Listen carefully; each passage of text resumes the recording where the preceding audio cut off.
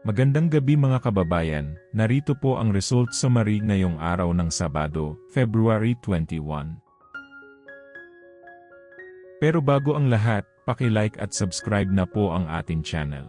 Maraming salamat po. Para sa 2D Lotto, ang resulta sa 2 PM draw ay 1/25. Para naman sa 5 PM draw, 22/13. At para sa 9 PM draw ay 21/21 in exact order. Para sa 3D Lotto, ang resulta sa 2 PM draw ay 6/3/9, habang sa 5 PM draw ay 8/7/3, at para sa 9 PM draw, 9/2/5 in exact order. Para sa 6D Lotto, ang winning combination ay 1, 7, 5, 7, 3 at 4 in exact order. I-pause ang ating video at paki-check mabuti ang inyong mga tickets.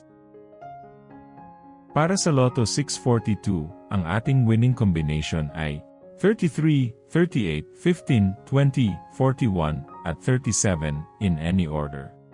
Maaari nyo pong i-pause ang ating video para makita at ma-check ng mas mabuti ang resulta at inyong mga ticket. Check nyo na din po ang consolation prize sa ibaba. At para sa Grand Lotto 655, ang ating winning combination ay 9, 23, 3, 49, 50 at 1 in any order.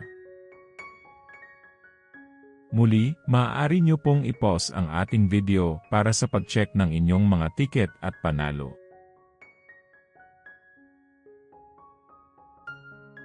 Narito po ang draw schedule at jackpot estimate para bukas. Congratulations po sa lahat ng nanalo. Kita-kita po ulit tayo bukas. Maraming salamat po sa panunood.